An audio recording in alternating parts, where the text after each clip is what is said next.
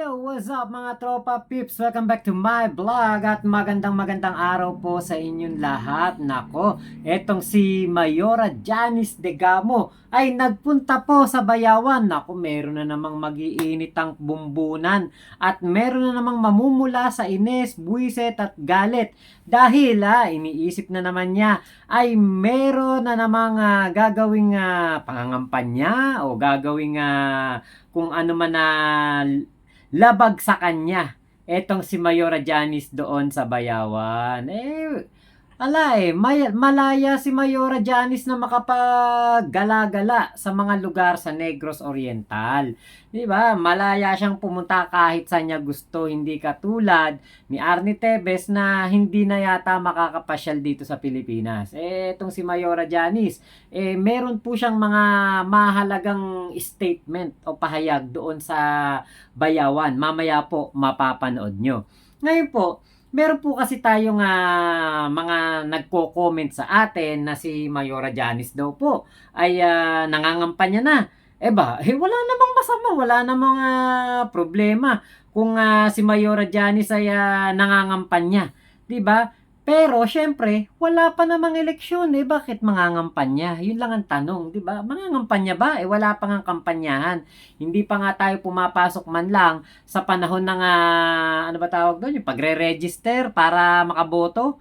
Wala pa, hindi pa tayo maabot diyan. Syempre si Mayora Janice ay isa sa mga kumbaga may pakialam sa kanyang kumbaga mga kababayan sa Negros Oriental. Kaya hindi lang basta-basta mapipigilan si Mayora Janice na diyan ka lang sa Pamplona, diyan ka lang tumulong, diyan ka lang mayor. Hindi po ganon ang isang Janice Degamo. Kahit saan po siya sa Negros Oriental, kung gusto niyang tumulong, kung gusto niyang mag-speech, kung gusto niyang magbigay ng mga mahalagang payo, at kung gusto rin niya na magbigay ng tulong para sa mga nasasakupan ng ibang politiko, wala pong masama doon as long na hindi siya lumalabag sa batas at hindi po natatapakan ang karapatan ng ibang tao, 'di ba? Sino ba naman ang pipigil sa isang tao na ang gusto lang naman ay makatulong at ang gusto lang naman ay makapagbigay ng inspirasyon sa kanyang mga kababayan. So ngayon po, ito po yung mamaya po mapapanood ninyo yung speech ni Mayora Janice na sa kung saan ay meron siyang mga katulad nun patungkol sa si Governor Roel Degamo daw po ay sinasabihan na warlord. Alam niyo po ba kung nasaan ng mga baril na sinasabi o baril ni Governor Roel nung nangyari yung Pamplona Massacre? Nandoon po sa kanyang cabinet, nasa kanyang kwarto. Ang warlord, laging may nakasuksok yan. 'Di ba na kumbaga sandata sa kanyang katawan, laging may nakasukbit 'yan. Kung hindi man siya nakasukbit, yung pong mga bodyguard, may mga mahaba na kagamitan. Kung maaalala ninyo nung panahon ng Pamplona Massacre, yung unang-unang binaril nitong mga suspect, wala man lang kahit anong kargada. Yung bantay ni Gobroel. Kung si Gobroel ay warlord, hindi pwedeng walang gamit yan, di ba? Hindi pwedeng wala yan kahit man lang maliit na sandata para ipagtanggol ang kanyang sarili nung panahon ng Pamplona Massacre, di ba? So, hindi po totoo na warlord si Gobroel. Bagku si Gobroel ay isang superman para sa mga taga Negros Oriental.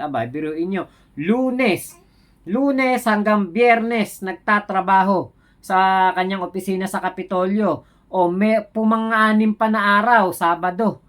Ginagawa niyang opisina yung kanyang bahay para makapaghatid pa ng mas maraming tulong sa kanyang mga kaprobinsya sa Negros Oriental. Diba? Yan ang Degamos, kumbaga Degamos legacy, Degamos style of leadership and ano ba tawag doon, yung pagiging charity o public servant. Ayun, Degamos legacy of public service. Wow, di ba? Ganyan ang Degamo. Kaya alam niyo po, kung si Mayora Janice man ay maisipan niya na kumandidato sa darating na mga special election, kung sakali man magkaroon ng special election, siya ang pusuan ng mga kaalyado niya, mga kasamahan niya na kumandidatong kongresista kapalit ng nasuspinding na-reinstated at na talagang terorista by ATC na si Arnolfo Teves Jr., wala naman pong akong nakikitang masama dyan. At most qualified pa si Mayora Janice, di ba? Kung sino man ang mapusuan ng partido ni Gobroel Degamo, di ba? Kung si Mayor Pritz, si etong mga anak ni Gobroel o etong asawa ni Gobroel na si Mayora, di ba? Walang masama kung sino man ang mapusuan ng partido ni Gobroel Degamo dahil dala-dala naman nila ang Gobroel's legacy of public service. Wow, di ba? Parang ganda sa pandinig, ano? Yan ang tatak Degamo, di ba? Na dala-dala pa rin ni Mayora Janice, nila Mayor Pritz, di ba? Kaya kung sakali man na magkaroon po ng special election, sa mga taga Negros Oriental, wag na kayong magdalawang isip, wag na po kayong kumbaga maguluhan pa. Huwag kayong matakot, iboto nyo yung gusto ninyong tao at iboto ninyo yung nararapat. Napapalit na kongresista diyan sa 3rd District ng Negros Oriental. Yung iboboto nyo, yung hindi kayo iiwanan sa ere, yung hindi maghahanap ng kalinga sa ibang bansa, at hindi kayo pababayaan, hindi kayo isasantabi, at lalong-lalo na sasamahan kayo sa kahit anumang pagdaraanan ng inyong distrito, di ba? Alam nyo na yan, gets nyo na yan, ha? So, yun lamang po, maraming salamat sa inyong lahat. Mama Chup Chup, love you, God bless us all. Eto na po yung video ng speech ni Mayora, medyo maikling speech ni Mayora dyan po sa Bayawan na tingin ko, ikabubwiset ng isang kalbo. Mama Chup Chup, love you, God bless us all, Pilipinas. God first, panoorin nyo na po.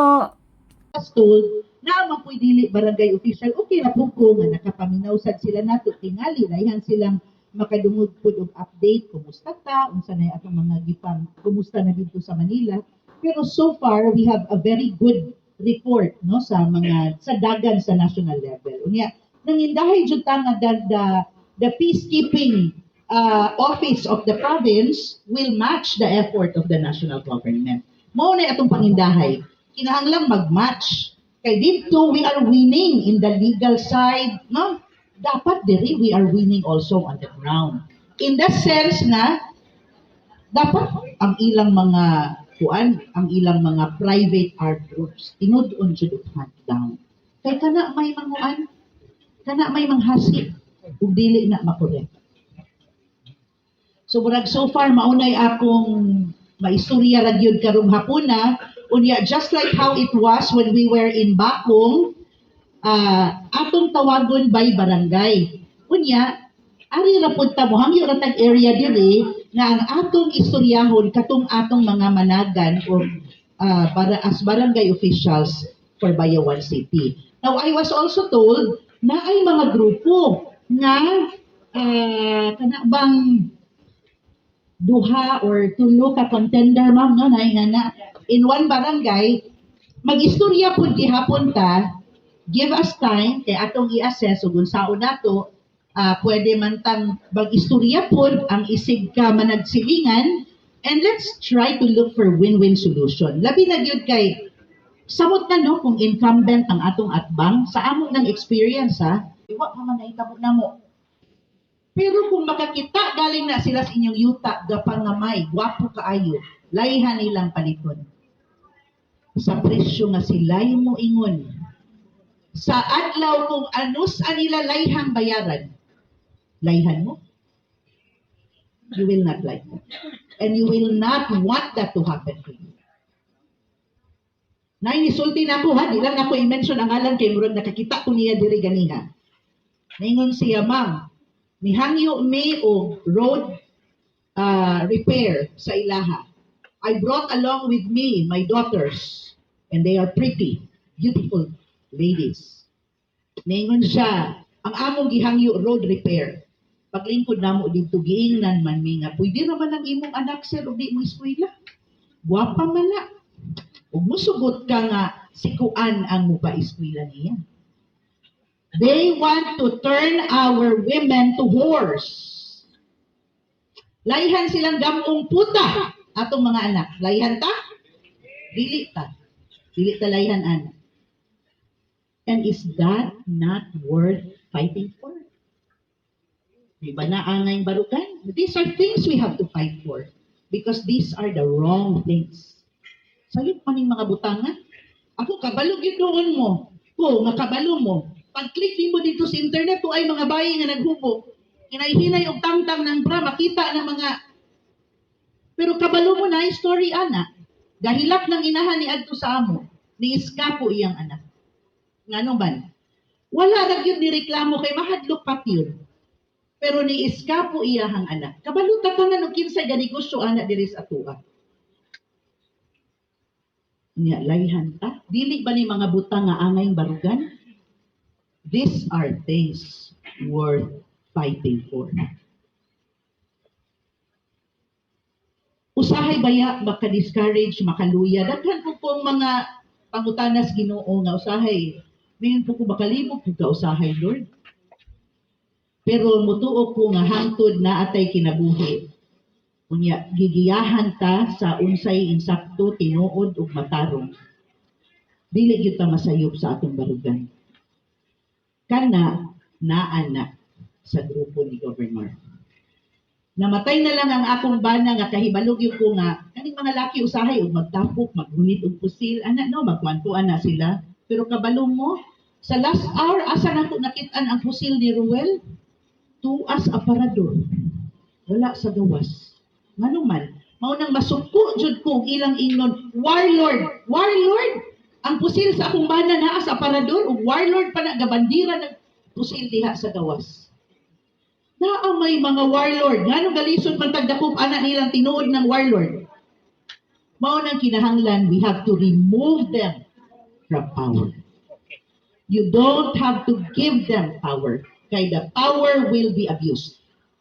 Kanang mga taong ingon ana di gyud na angay saligan ug gahom. Kay kana nga gahom, gamiton ra na nila sa mga pamaagi na makapilo sa uban ug makadakot sa katawhan. Mao nang karon na timing man gyud nga